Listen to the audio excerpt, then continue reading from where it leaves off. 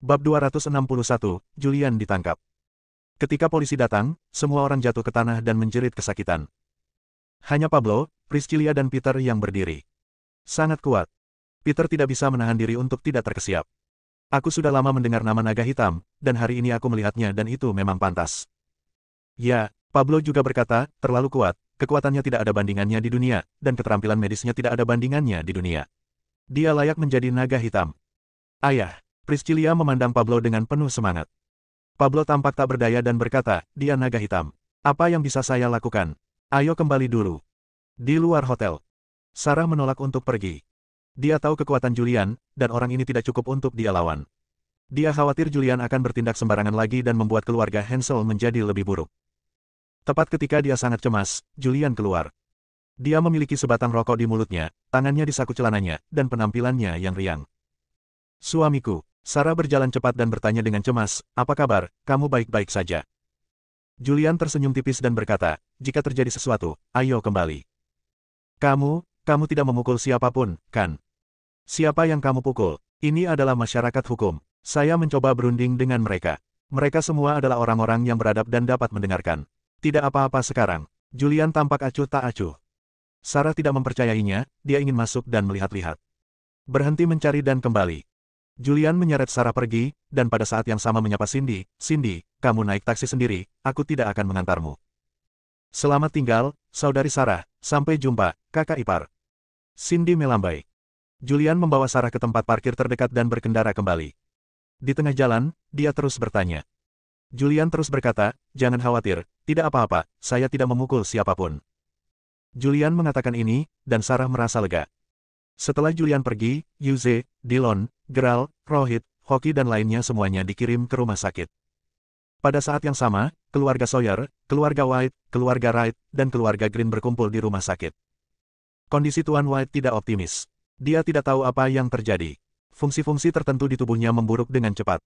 Jika kondisi ini terus berlanjut, dia tidak akan bertahan lebih dari seminggu. Kesehatan Tuan Sawyer dalam kondisi yang sangat buruk. Beberapa organ sudah menunjukkan tanda-tanda berhenti bekerja. Orang-orang dari kedua keluarga tersebut geram ketika mendengar apa yang dikatakan dokter. Julian harus mati. Pamanku meninggal secara tragis di tangannya, dan sepupuku masih terbaring di unit perawatan intensif.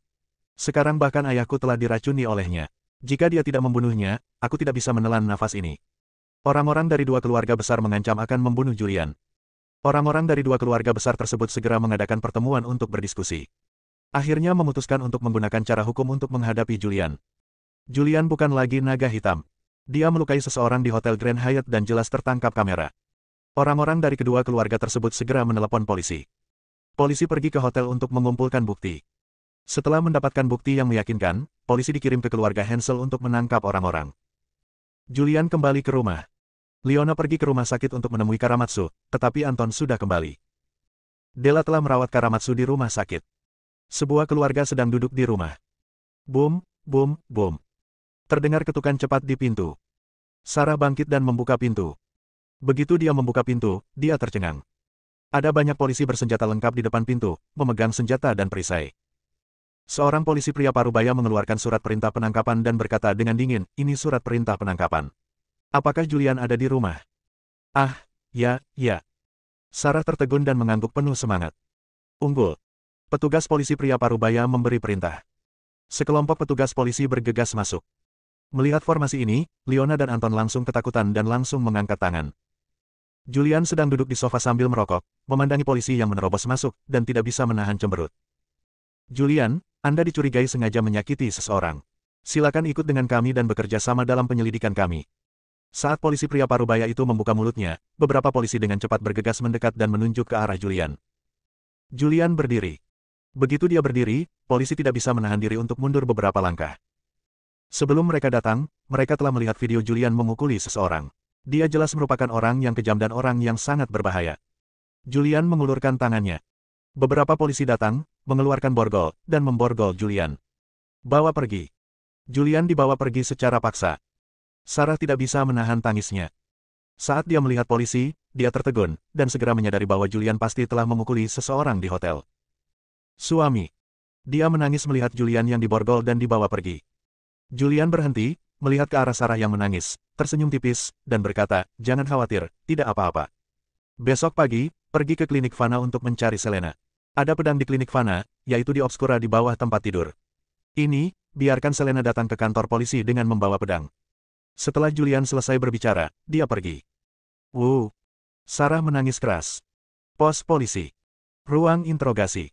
Julian diborgol, dan dua polisi duduk di depannya. Satu laki-laki dan satu perempuan. Keduanya masih muda, keduanya berusia 20-an. Polisi wanita itu memegang pena di tangannya dan terus memutarnya.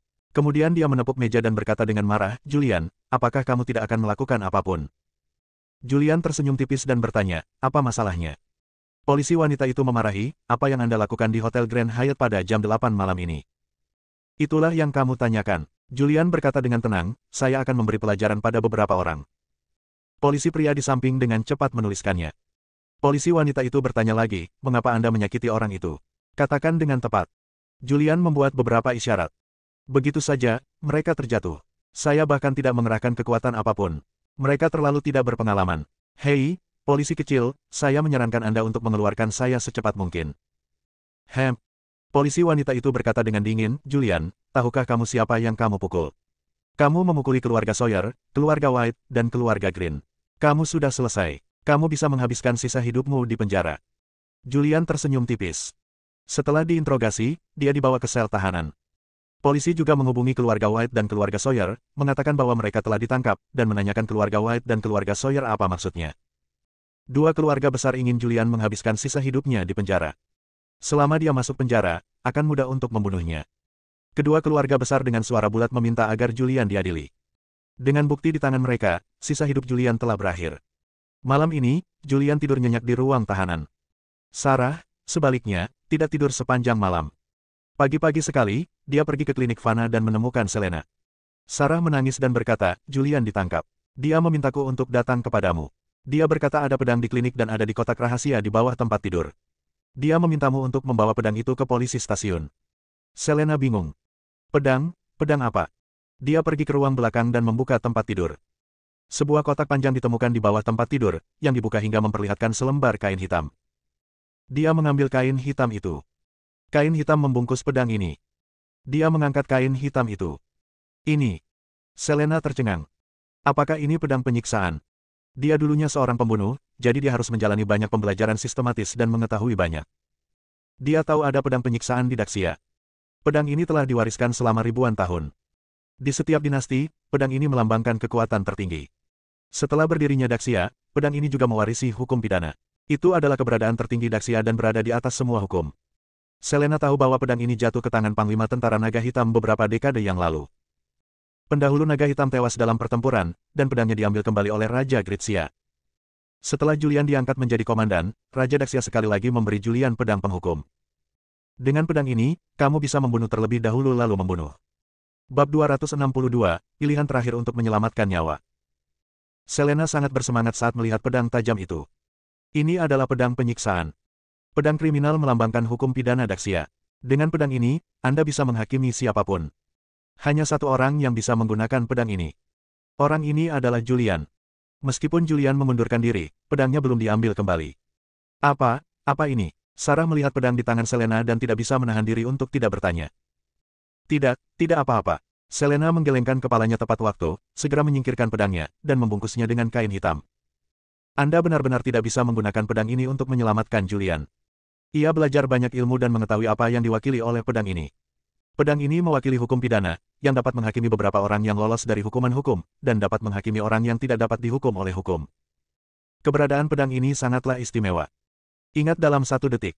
Ketika Daxia didirikan, banyak jenderal yang bersama-sama mengajukan petisi untuk menghapuskan pedang ini. Namun Raja Daxia pada akhirnya tetap menyimpan pedangnya. Dia tahu bahwa jika dia menggunakan pedang ini untuk menyelamatkan Julian, itu akan melanggar kekuatan yang diwakili oleh pedang kriminal. "Sarah, jangan khawatir, aku akan menemukan cara untuk menyelamatkan saudara Fisher segera." Dia mengembalikan pedangnya. Satu-satunya yang bisa menyelamatkan Julian sekarang adalah King Kotake. Setelah menyingkirkan pedangnya, dia berkata, "Sarah, kamu kembali dulu, aku akan keluar sebentar." Setelah mengatakan itu, dia keluar. Berkendara menuju kawasan militer, sesampainya di depan gerbang kawasan militer, ia dihentikan. Dia tidak punya pilihan selain menelepon Kevin dan menjelaskan situasinya. Kevin sudah bangun. Ketika dia mendengar bahwa Julian ditangkap oleh polisi, dia menghela nafas lega. Dia pikir itu masalah besar. Dia menjawab dengan santai, tidak apa-apa. Meskipun saudara Fisher telah mengundurkan diri, dia pernah menjadi naga hitam dan memberikan kontribusi besar bagi negara. Selain itu, saudara Fisher juga memiliki pedang hukuman. Pedang ini dapat melindunginya dari beberapa hukum pidana. Ini adalah apa yang telah dilakukan Raja Daxia padanya. Penghargaan tersebut merupakan pengakuan atas eksploitasi militernya. Saudara Kevin, ini adalah pedang hukuman. Ini mewakili hukum pidana tertinggi Daxia. Digunakan untuk menghakimi orang berdosa, bukan untuk menyelamatkan diri sendiri. Saudara Fisher berada dalam situasi yang sangat berbahaya sekarang. Saya tidak tahu berapa banyak pukulan besar yang dilakukan. Jika dia menggunakannya, jika kamu menggunakan pedang hukuman, kamu pasti akan kehilangan pegangannya. Selena menganalisis pro dan kontra. Biarkan King Kotake maju. Saya berada di gerbang area militer, tetapi saya dihadang oleh seseorang. Kevin berpikir sejenak dan merasa apa yang dikatakan Selena masuk akal. Lebih baik berhati-hati selama masa kritis. Dia menelepon King Kotake. Setelah King Kotake mengetahui hal ini, dia segera mengundang Selena ke wilayah militer. Wilayah militer, kantor King Kotake. Selena menceritakan kisahnya lagi. King Kotake tampak serius dan berkata, sungguh tidak pantas menggunakan pedang penyiksaan sekarang. Pedang ini terlalu istimewa. Jika kamu menggunakan pedang ini untuk menyelamatkan dirimu sendiri, kamu pasti akan ditangkap. Jika orang-orang dari Kyoto bersama-sama melapor ke tingkat yang lebih tinggi pihak berwenang untuk mengambil kembali pedang penyiksaan, kemudian Julian telah kehilangan upaya terakhirnya untuk menyelamatkan hidupnya. Pelatih Kotake, kamu harus menyelamatkan saudara Fisher. King Kotake berhenti sebentar dan berkata, baiklah, kamu kembali dulu. Ya. Selena berbalik dan pergi. King Kotake memerintahkan untuk turun dan meminta militer mencari tahu apa yang telah dilakukan Julian sebelum dia ditangkap. Segera dia mendapatkan keseluruhan cerita. Tidak pantas baginya untuk melapor sekarang, jadi dia mengirim Ethan ke rumah sakit untuk menemui keluarga Sawyer dan keluarga White. Setelah Ethan mendapat pesanan, dia berganti pakaian santai dan pergi ke rumah sakit. Rumah sakit, bangsal. Yuze sedang terbaring di tempat tidur sekarat. Usianya baru 45 tahun, tapi sekarang dia terlihat sangat tua. Hanya dalam satu malam, rambutnya memutih, dan keluarga Sawyer tampak cemas. Seseorang masuk dan berkata, Tuan Sawyer, seseorang ingin bertemu dengan Anda. Ini Ethan dari wilayah militer. Biarkan dia masuk. Kata Yuze, suaranya lemah. Segera Ethan masuk. Dia melirik ke arah Yuze yang sedang terbaring di ranjang rumah sakit, dan berkata langsung ke pokok permasalahan, sekarang keluarga Sawyer telah menangkap Julian, apakah menurut Anda hanya berdasarkan video itu, Anda dapat menghukum Julian? Siapa dia? Aku tahu, ini hanya akan menimbulkan sedikit masalah baginya, jadi aku akan memilih untuk menyelesaikan masalah ini. Ethan, Julian menyakiti keluarga Sawyer saya, bagaimana kita bisa membiarkannya begitu saja? Yuze berbicara dengan lemah, dengan kemarahan di wajah lamanya. Ethan berkata dengan tenang, untuk memasukkan Julian, Anda bersedia mempertaruhkan nyawa Anda. Keterampilan medis Julian adalah yang terbaik di dunia. Tidak ada yang bisa menyelamatkannya. Anda tidak akan bertahan selama beberapa hari. Pikirkanlah tentang hal itu dengan hati-hati. Jika Anda memilih untuk menyelesaikan masalah ini, saya dapat maju ke depan dan meminta Julian untuk membiarkan Anda hidup, dan pada saat yang sama, keluarga Sawyer Anda akan berhenti menargetkan keluarga Hansel. Yuze berpikir. Metode Julian sungguh luar biasa. Bahkan pengobatan modern pun tidak dapat menyembuhkan tubuhnya. Dia ingin Julian mati, tapi dia juga tidak ingin mati. Demi Ethan, saya akan melepaskan Julian. Selama dia bisa membuat saya pulih, saya pasti tidak akan menargetkan keluarga Hansel. Ethan berbalik dan pergi. Dia pergi menemui Dillon. Apa yang dia katakan pada Dillon sama persis dengan apa yang dia katakan pada Yuze. Dillon juga takut mati. Dia tidak ingin mempertaruhkan nyawanya begitu saja. Setelah mempertimbangkan semuanya, dia memutuskan untuk tidak meminta pertanggungjawaban Julian, asalkan Julian dapat menyembuhkannya. Ethan maju untuk menyelesaikan masalah ini. Kantor polisi, ruang tahanan. Julian masih tidur. Terdengar langkah kaki di luar, lalu pintu besi terbuka. Saudara Fisher. Ethan masuk. Julian terbangun dan berguling dari tempat tidur kayu. Ketika dia melihat Ethan, dia tidak bisa menahan diri untuk tidak mengerutkan kening. Ethan, kenapa kamu? Ethan tersenyum dan berkata, Kotake sudah mengetahui masalah ini. King Kotake berpikir bahwa pedang penyiksaan adalah pilihan terakhirmu untuk menyelamatkan hidupmu. Menggunakan pedang penyiksaan memang bisa memaafkan kejahatan apapun, tapi begitu digunakan, seseorang pasti akan membuat keributan besar tentang hal itu dan bersama-sama melaporkannya, meminta atasan untuk mengambil kembali pedang hukumannya. Julian menguap. Dia kecanduan rokok. Beri aku sebatang rokok. Ethan segera mengeluarkan rokoknya, menyalakannya dan menyerahkannya kepada Julian. Ethan melanjutkan, saya telah meyakinkan keluarga Sawyer dan keluarga White. Mereka juga berjanji untuk tidak meminta pertanggungjawaban Anda karena menyakiti orang, dan juga berjanji untuk tidak menargetkan keluarga Hansel. Sekarang Saudara Fisher dapat pergi, tetapi Saudara Fisher, bisakah kamu tolong tunjukkan belas kasihan dan lepaskan keluarga White dan keluarga Sawyer? Julian merokok dengan ekspresi tenang di wajahnya, saya juga tidak ingin melawan mereka. Siapa yang menyuruh mereka untuk tidak buta? Karena mereka tidak menargetkan keluarga Hansel, biarkan mereka pergi kali ini. Saudara Fisher, tolong. Ethan memberi isyarat mengundang. Julian berdiri dan pergi. Ethan membawanya ke rumah sakit. Dia juga menggunakan beberapa jarum perak untuk memulihkan vitalitas tubuh Yuze dan Dillon.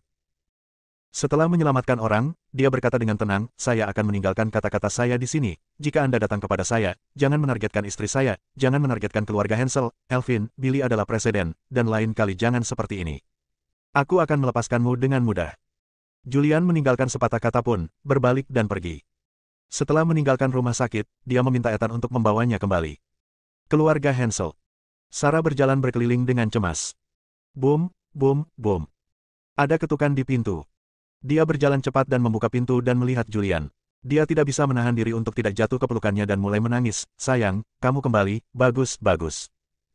Julian merangkul bahunya dan berkata sambil tersenyum, sudah kubilang, tidak apa-apa. Ngomong-ngomong, hari ini adalah awal dari konferensi pengobatan tradisional Tiongkok. Sekarang Medical Street telah mengumpulkan dokter-dokter terkenal dari seluruh dunia.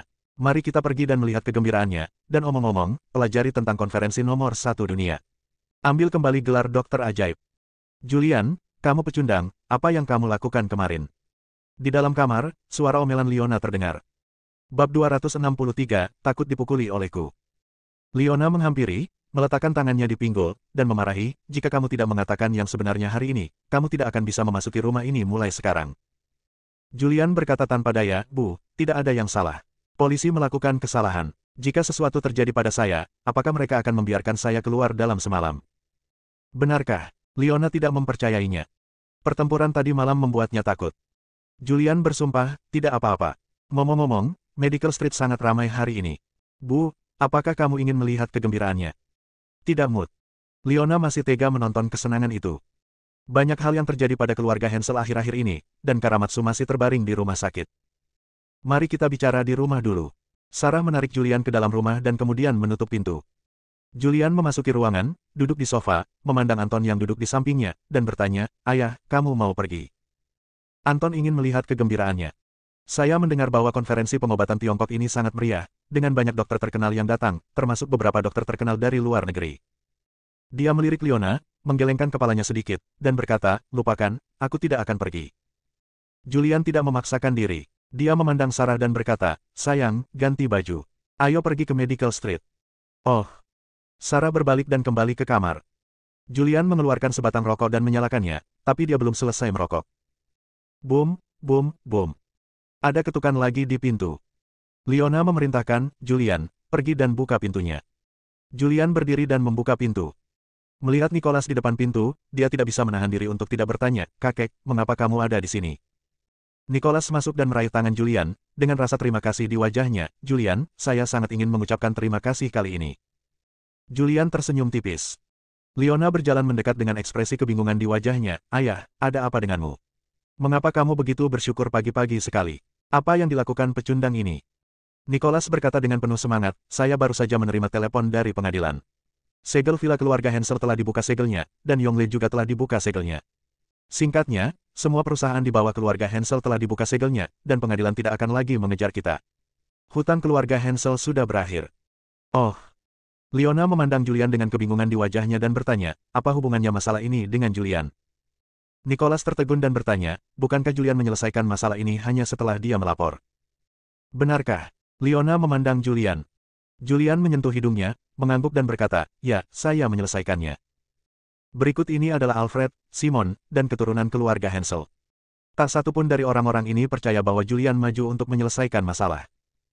Jika Julian benar-benar mampu, maka keluarga Sawyer dan keluarga White tidak akan menargetkan keluarga Hansel sebelumnya. Andrew melirik Julian dengan ekspresi jijik di wajahnya, Julian, jangan menyanjung diri sendiri. Kamu bilang kamu menyelesaikannya, jadi izinkan saya bertanya, bagaimana kamu menyelesaikan masalah ini? Mata semua orang tertuju pada Julian. Julian terkekeh, saya memukuli keluarga Sawyer dan keluarga White. Mereka takut dipukuli. Saya mengancam mereka. Jika mereka tidak melepaskan keluarga Hansel, saya akan membunuh mereka. Julian berkata dan membuat beberapa isyarat. Ho ho ho, aku baru saja menjatuhkan pengawal mereka beberapa kali. Potong. Andrew tampak menghina. Dia tidak mempercayai kata-kata Julian. Bagaimana keluarga Sawyer dan keluarga White bisa takut pada Julian? Tidak ada yang percaya kata-kata Julian. Nicholas selalu berpikir bahwa Julianlah yang menyelesaikan masalah, karena Julian menyelesaikan masalah akomodasi mereka dan Benny. Sekarang dia memikirkannya dengan hati-hati, membiarkan keluarga White dan keluarga Sawyer tidak lagi meminta pertanggungjawaban keluarga Hansel mungkin tidak tentu sama dengan yang terkait dengan Julian. Kakek, paman kedua. Setelah berganti pakaian, Sarah keluar dari kamar dan bertanya, "Mengapa kamu ada di sini?" Julian tersenyum dan berkata, "Keluarga Sawyer, keluarga White tidak akan lagi meminta pertanggungjawaban keluarga Hansel. Pengadilan juga telah membuka blokir perusahaan keluarga Hansel dan membuka blokir rekening keluarga Hansel yang dibekukan. Sekarang keluarga Hansel tidak lagi dalam krisis." "Ah masa?" Sarah memasang wajah bahagia dan bertanya dengan gembira, "Apa yang terjadi? Kenapa masalah ini bisa diselesaikan dalam semalam?" Leona bertanya, "Sarah, kemana kamu dan Julian pergi tadi malam dan apa yang kamu lakukan?" "Ini." Sarah ragu-ragu. Begitu Leona melihat ekspresinya, dia tahu pasti ada sesuatu yang terjadi tadi malam, dan dia segera memarahi, "Katakan dengan cepat." Sarah tidak berani menyembunyikannya. Dia menceritakan semuanya padaku tentang makan kemarin. Tapi setelah keluarga Sawyer dan keluarga White muncul, dia dibawa pergi oleh Cindy. Adapun apa yang terjadi selanjutnya, dia tidak tahu. Mendengar ini, mata semua orang tertuju pada Julian. Mungkinkah, seperti yang dikatakan Julian, keluarga Sawyer dan keluarga White takut dipukuli? Melihat ekspresi bingung semua orang, Julian tidak berdaya. Dia berkata dia takut dipukuli, tetapi keluarga Hansel tidak mempercayainya. "Baiklah, izinkan saya menunjukkan kartu saya." Faktanya, masalah ini diselesaikan oleh seorang pria bernama Pablo Dan. Pablo Dan. Semua orang bingung, siapa ini? "Ah!" Nicholas tiba-tiba berseru, "Pablo Dan. Apakah Pablo di utara, yang dikenal sebagai Raja Pertambangan?" Ya. Julian berkata, "Itu dia." Nicholas melirik Julian dan bertanya, "Pablo adalah orang besar di utara. Keluarga dan sangat kuat sehingga bahkan aliansi pedagang dari 5 provinsi digabungkan mungkin tidak dapat menandinginya. Mengapa dia membantu Tang keluarga?" Julian tampak bangga, "Tentu saja karena saya. Kemarin siang, saya secara kebetulan menyelamatkan putri Pablo, Priscilla. Pablo berterima kasih kepada saya, jadi dia membantu keluarga Hansel." Semua orang tiba-tiba menyadari. Nicholas menghela napas dalam-dalam dan berkata, "Bagaimanapun, kemampuan keluarga Hansel untuk bertahan dari bencana ini sepenuhnya bergantung pada Anda. Mulai sekarang, Anda akan menjadi menantu keluarga Hansel. Jika ada yang berani menyebutkan perceraian lagi, saya akan mengeluarkannya dari keluarga." "Kakek, keluarga Hansel menderita bencana ini karena Sarah. Sekarang Julian telah menyelamatkan putri orang penting. Orang besar ini membantu keluarga Hansel. Mengapa kita harus berterima kasih kepada Julian? Itu adalah... Jika bukan karena keluarga mereka, bagaimana kami bisa begitu menderita?" Semua orang di keluarga Hansel tidak puas. Julian tersenyum tipis. Faktanya, dia tidak membutuhkan persetujuan siapapun dan tidak peduli dengan apa yang dipikirkan orang lain. Selama Sarah bisa mengenalinya, itu sudah cukup. Julian tidak mau repot-repot mengatakan apapun kepada keluarga Hansel setelah begitu menderita, dia masih memiliki kebajikan seperti ini. "Sayang, yuk kita ke Medical Street untuk menyaksikan keseruannya. Di kompetisi kedokteran ini, suamimu pasti akan mengalahkan penonton dan menjadi dokter nomor 1 di dunia." "Ya," Sarah mengangguk. Julian membawa Sarah dan keluar. Berkendara ke jalan medis. Dalam perjalanan ke Medical Street, Sarah bertanya, "Suamiku, apakah benar Pablo yang maju untuk menyelesaikan krisis keluarga Hansel?" "Ya." "Lalu apa yang terjadi tadi malam? Kenapa polisi datang untuk menangkapmu?" Julian menjelaskan, "Bukankah kita memukul Rohit, Hoki dan lainnya? Orang-orang ini berasal dari keluarga besar. Mereka menelepon polisi, jadi polisi datang untuk menangkap saya. Namun, ketika Pablo melapor, keluarga-keluarga ini tidak melakukannya. Minta pertanggungjawabanku. Lalu apa yang terjadi dengan pedang yang kamu bicarakan kemarin?" "Ini." Julian memiliki kepala yang besar. Bagaimana cara memberitahu Sarah? Orang awam tidak tahu tentang pedang hukuman. Sebenarnya bukan apa-apa. Itu hanya pedang biasa, yang ditempa oleh Kevin. Julian tidak tahu bagaimana menjelaskannya, jadi dia hanya menjawab dengan santai. Sarah bingung, tapi dia tidak bertanya lagi. Selama Julian aman, tidak ada hal lain yang penting baginya. Julian mengemudikan mobil. Tiba-tiba, dia menyadari ada sesuatu yang tidak beres. "Sayang, duduklah dengan tenang." Saat Sarah hendak bertanya alasannya, Julian menendang mobilnya sedikit lebih cepat dan mobilnya berakselerasi dengan cepat. Sarah tidak duduk dengan kokoh dan hampir jatuh. Setelah Julian meningkatkan kecepatannya, selusin mobil di belakangnya dengan cepat berakselerasi. Di dalam mobil di belakang, sunroof terbuka, dan seorang pria berjas hitam dan topi hitam berdiri, dengan peluncur roket di bahunya. Julian melihat pemandangan ini melalui kaca spion. Dia tidak bisa menahan diri untuk tidak berteriak, "Kamu bajingan, ini daerah perkotaan, orang-orang ini sangat berani." Bab 264, dipaksa minum racun. Julian tidak menyangka orang-orang ini begitu berani. Ini bukan medan perang perbatasan, ini kota yang makmur, kota yang damai. Melalui kaca spion, dia melihat apa yang terjadi di belakangnya. Peluncur roket sudah diarahkan ke mobilnya. Dia sedikit cemas. Begitu pihak lain menembak, meskipun dia bisa menghindarinya dengan mengemudi, pasti akan ada bencana dan cedera pada orang yang tidak bersalah dengan banyaknya mobil di jalan. Namun, situasi yang dikhawatirkan Julian tidak muncul. Musuh di belakangmu tidak menembak. Apa yang sedang kamu lakukan? Dia bingung. Ia terus menyalip dan melaju menuju Jalan Raya Nasional. Setelah sampai di Jalan Raya Nasional, ia melaju ke pinggiran kota. Mobil yang dikendarainya hanyalah mobil Volkswagen dengan harga sekitar 200.000 yuan, saat ini kecepatan mobil sudah mencapai 200 yard, dan putaran mesin sudah mencapai 7.000 revolusi per menit. Julian, apa yang kamu lakukan? Kamu mengemudi begitu cepat, cepat berhenti. Wajah Sarah pucat dan tubuhnya bergoyang dari sisi ke sisi. Dia begitu terlempar hingga hampir pingsan dan muntah.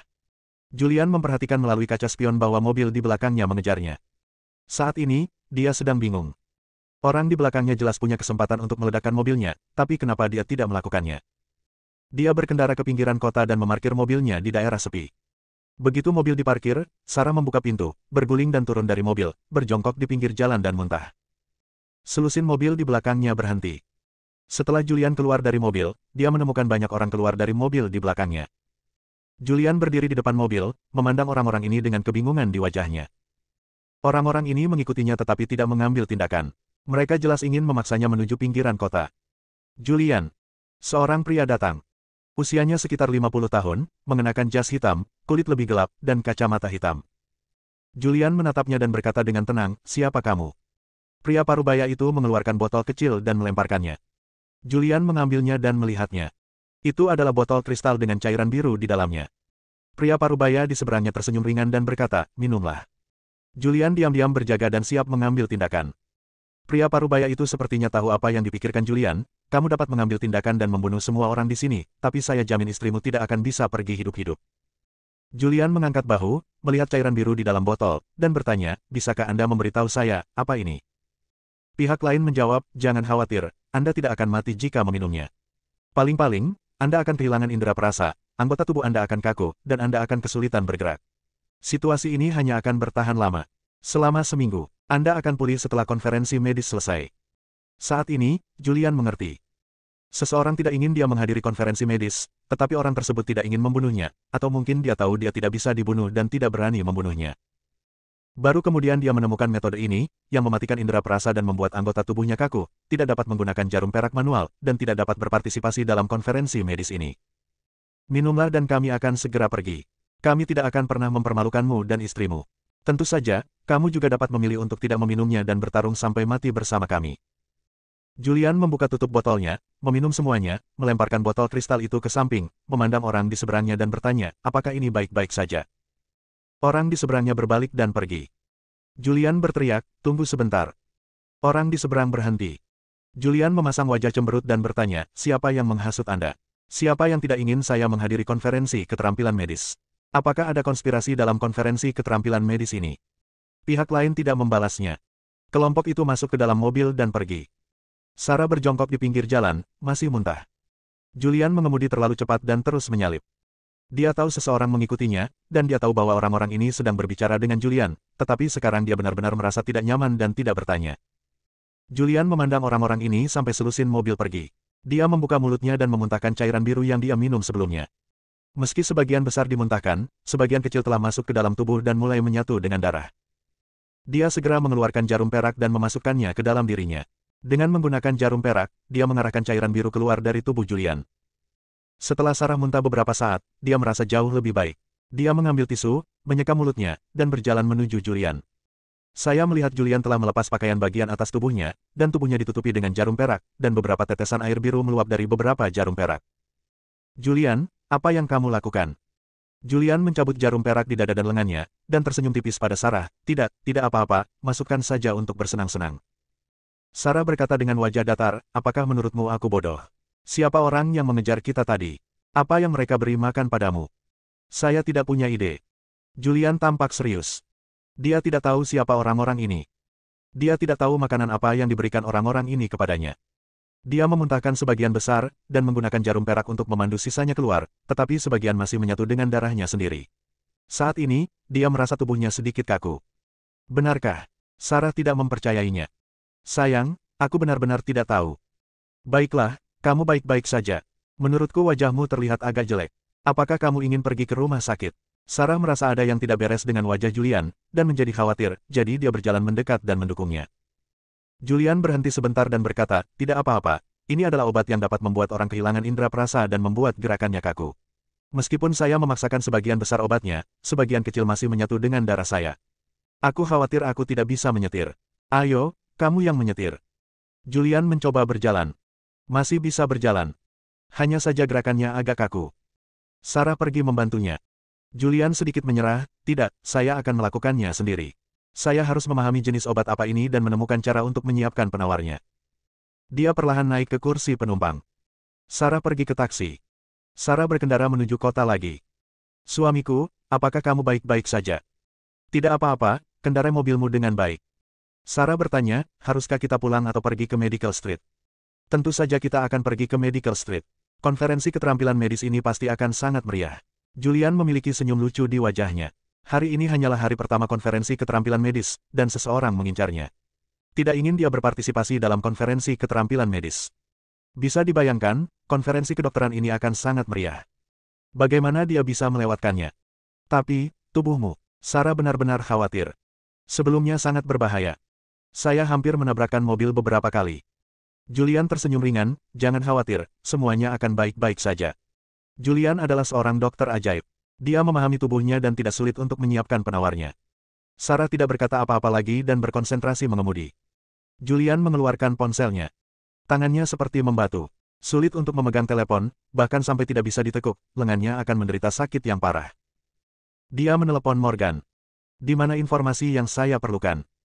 Kemarin, Morgan menggunakan jaringan intelijen bawah tanah yang kuat dan mencari selama sehari, tetapi dia tidak bisa mendapatkan informasi rinci dari Raja Medis, hanya sebagian informasi. Bos Jiang, saya hanya mendapat informasi sepihak. Kirimkan padaku dulu. Ya. Morgan menutup telepon dan mengirimkan informasi yang dia temukan kepada Julian. Julian menerima email. Dia menerimanya, membukanya dan membacanya. Di bagian depan email ada beberapa foto. Pria di foto itu berusia sekitar 60 tahun, mengenakan jas, sedikit gemuk dan berjanggut. Jimmy Han, sebelumnya dikenal sebagai Doran, rumah leluhur, kota Lianyun, Daxia, berimigrasi ke Korea pada usia 30 tahun, mengubah namanya menjadi Jimmy Han, dan saat ini menjadi Presiden Asosiasi Medis Korea. Julian melihat pesan yang dikirim oleh Morgan. Pesannya sederhana. Artinya, beberapa informasi dasar. Julian melihat ini dan mulai berpikir. Apakah ini Jimmy Han sang Raja Medis yang disebutkan oleh pria berwajah hantu di jalur Tianshan? Apakah dia yang memimpin pertempuran di jalur Tianshan di belakang layar? Bab 265, Penyelamatan Diri. Julian berpikir ini tidak mungkin. Jimmy Han hanyalah seorang dokter, dan meskipun Goryeo adalah salah satu dari 28 negara, itu hanyalah sebuah negara kecil dan tidak akan pernah bisa menjadi dalang di balik pertempuran di jalur Tianshan. Mungkin bukan Jimmy Han. Atau mungkin ada seseorang di belakangnya. Julian menggelengkan kepalanya sedikit, melemparkan hal-hal rumit ini ke belakangnya. Dia mulai memejamkan mata dan bermeditasi. Sarah berkonsentrasi mengemudi. Segera kami kembali ke kota dan sampai di Medical Street. Hari ini adalah awal dari konferensi keterampilan medis. Jalan medis sangat sibuk dan mobil tidak diperbolehkan masuk. Tempat parkir terdekat penuh dengan mobil, jadi Sarah tidak punya pilihan selain pergi ke tempat parkir yang lebih jauh dan kemudian naik taksi ke Medical Street. Jalanan dipenuhi orang. Sarah menarik Julian ke arahnya. Julian bergerak sangat lambat, seolah-olah dia adalah boneka. Suamiku, apakah kamu baik-baik saja? Apakah kamu ingin pergi ke rumah sakit? Sarah memandang Julian. Bahkan wajahnya kaku dan tanpa ekspresi, seolah-olah dia adalah patung kayu. Julian menggerakkan bibirnya sedikit dan berkata, tidak perlu. Bukankah pusat medis Yongle keluarga Hansel telah dibuka blokirnya? Bawa saya ke pusat medis Yongle. Saya punya cara untuk mengeluarkan racun dalam darah sepenuhnya. Sekali sudah habis, sudahlah. Oke. Sarah berbicara. Dia mendukung Julian dan berjalan menuju Yongle Medical Center. Tapi kecepatan Julian terlalu lambat. Suamiku, biarkan aku menggendongmu. Lupakan saja, orangnya banyak sekali, aku tidak ingin menimbulkan kebencian. Baiklah. Sarah berjongkok dan meminta Julian untuk naik ke punggungnya. Julian memikirkannya sejenak. Dengan kondisinya, akan memakan waktu lama untuk berjalan ke pusat medis Yongle. Setelah berpikir jernih, dia naik ke punggung Sarah. Sarah dengan enggan berdiri sambil menggendong Julian di punggungnya. Jalanan sibuk, penuh dengan warga dan wartawan. Adegan ini ditonton oleh banyak orang, ada yang menunjuk, dan ada yang mengeluarkan ponselnya untuk memfilmkannya, tetapi Sarah tidak peduli. Dia menggendong Julian di punggungnya dan bergerak maju dengan cepat. Setengah jam kemudian, dia akhirnya tiba di Yongle Medical Center. Pusat kesehatan tersebut memang telah dibuka blokirnya, dan keluarga Hansel telah tiba, namun dokter yang sebelumnya dipekerjakan oleh keluarga Hansel telah berganti pekerjaan dan pergi ke pusat kesehatan lain. Di depan pusat medis Yongle, Sarah menurunkan Julian. Dia terus terengah-engah, dan wajahnya yang cantik dipenuhi butiran keringat. Dia menatap Julian dengan kesal, berat sekali, aku kelelahan. Julian duduk di ambang pintu pusat medis Yongle, perlahan-lahan mengeluarkan sebatang rokok, menyalakannya, dan merokok perlahan. Nicholas keluar dan ketika dia melihat pemandangan ini, dia tidak bisa menahan diri untuk tidak bertanya, Julian, apakah ini semua? Julian berkata perlahan, tidak apa-apa. Alfred, Simon, dan 3 generasi keluarga Hansel semuanya keluar. Saya melihat klinik medis lain penuh sesak, tetapi tidak ada seorang pun di klinik medis Yongle. Benny tidak bisa menahan nafas dan berkata, keluarga Sawyer, keluarga White menindas keluarga Hansel, dan ini berdampak besar pada keluarga Hansel Yongle. 3 hari sebelum konferensi medis tahun lalu, Yongle kami juga menghasilkan 30 juta. Tampaknya tahun ini akan menjadi sepeser pun. Kamu bahkan tidak bisa masuk. Julian juga memiliki pemahaman umum tentang prosedur konferensi keterampilan medis. Konferensi keterampilan medis menarik orang-orang dari seluruh negeri dan bahkan dunia untuk datang ke jalan pengobatan tradisional Tiongkok Jiangqi untuk perawatan medis. Semua klinik medis besar akan melakukan yang terbaik untuk menarik pelanggan. 3 hari pertama dihabiskan untuk menemui dokter. Dimulai pada hari keempat adalah kompetisi Medical Skills Conference. Tapi ada terlalu banyak klinik medis di Medical Street. Terdapat lebih dari 10.000 klinik medis, besar dan kecil. Ada banyak sekali praktisi pengobatan Tiongkok. Jutaan praktisi pengobatan Tiongkok bukanlah lelucon. Tidak semua orang memenuhi syarat untuk mengikuti kompetisi keterampilan medis. Ini membutuhkan kinerja 3 hari pertama. Setiap kunjungan pasien dari seluruh tanah air bahkan dunia akan tercatat secara detail di sistem. 3 hari kemudian, pemeringkatan akan didasarkan pada jumlah pasien yang dirawat dan suara masyarakat di seluruh negeri. Hanya 100 orang teratas yang berhak berpartisipasi dalam kompetisi keterampilan medis final. Proporsi jumlah orang yang diselamatkan adalah 50, dan proporsi suara rakyat nasional adalah 50. Peringkat komprehensif keduanya. Mendengar keluhan Benny, Julian berkata perlahan, tidak apa-apa. Selama saya di sini, Yongle akan mengejutkan seluruh dunia kali ini. Cepat, bantu saya ingin menyiapkan obatnya. Sarah masih terengah-engah, tetapi ketika dia mendengar tangisan, dia membantu Julian tepat waktu dan membantunya masuk ke pusat medis. Keluarga Hansel memandang Julian, yang kaku dan bergerak perlahan, dengan ekspresi bingung di wajah mereka. Apa yang terjadi di sini? Julian duduk di pusat medis. Sarah, bantu aku melepas pakaianku. Bagus. Sarah melakukan apa yang diperintahkan. Dan celana. Sarah tertegun, wajah cantiknya memerah, dan bertanya, suamiku, apa yang ingin kamu lakukan? Lakukan saja. Baiklah. Sarah melepas celana Julian, dan sekarang dia hanya memiliki sepasang celana dalam yang tersisa. Siapkan jarum peraknya. Oh. Sarah segera menyiapkan jarum perak. Semua anggota keluarga Hansel datang dan memandang Julian yang melepas pakaiannya dengan kebingungan. Andrew mencibir dan berkata, Julian, apa yang kamu lakukan, pecundang? Julian mengabaikan Andrew. Segera Sarah menemukan jarum perak itu dan berkata, suamiku, jarum peraknya ada di sini. Julian bertanya, Sarah, saya meminta Anda untuk membaca buku tentang meridian dan titik akupuntur tubuh manusia beberapa waktu lalu. Apakah Anda masih ingat distribusi titik akupuntur tubuh manusia? Tidak, aku tidak begitu ingat. Kalau begitu, carilah buku. Sarah tidak tahu apa yang ingin dilakukan Julian, tetapi pusat medis Yongle memiliki banyak buku tentang hal ini, jadi dia segera mencarinya. Setelah menemukannya, dia membawanya ke Julian. Sekarang, ambil jarum peraknya dan lakukan apa yang aku katakan. Masukkan kemanapun aku suruh. Pertama, ambil 1 jarum di titik Tianling. Jangan memasukkannya terlalu dalam, biarkan ujung jarum menembus kulit. Sarah belum pernah melakukan akupuntur sebelumnya. Setelah mendengar kata-kata Julian, dia mengambil jarum perak, lalu dengan cepat membuka buku itu dan melihat lokasi titik Tianling yang ditandai di buku itu waktu yang lama. Suamiku, aku takut. Tidak apa-apa, datang saja. Sarah menarik napas dalam-dalam dan dengan hati-hati menusuk titik akupuntur Tianling Julian. Bai Hui, Feng Qi, Lautan Darah. Julian terus memberi perintah. Sarah mendengar nama titik akupuntur ini, dan setelah memastikannya dengan cermat di buku, dia dengan hati-hati mencarinya di kepala Julian. Setelah memastikan kebenarannya, dia memulai akupuntur. Waktu berlalu menit demi menit. Segera, seluruh tubuh Julian ditutupi dengan jarum perak. Hanya saja jarum perak ini bengkok dan terlihat agak aneh. Juloan, suamiku, bagaimana dengan sekarang? Julian menutup matanya. Dia merasakan kecepatan aliran darahnya. Sayang, pegang pergelangan tanganku, remas kuat-kuat selama 5 detik, lalu lepaskan. Julian terus memberikan instruksi kepada Sarah. Sarah mengikutinya. Perlahan, cairan biru muncul di jarum perak di tubuh Julian. Ini karena dia pernah meminum racun sebelumnya, dan sekarang dia menggunakan jarum perak untuk memblokir meridian dan titik akupuntur, dan menggunakan jarum perak untuk mengeluarkan racun biru tersebut. Oke, cabut jarumnya. Bagus. Sarah dengan cepat mencabut jarumnya. Setelah melepas jarum, Julian berdiri dan menggerakkan tulang keringnya. Meski aksinya masih sedikit kaku, tapi jauh lebih baik.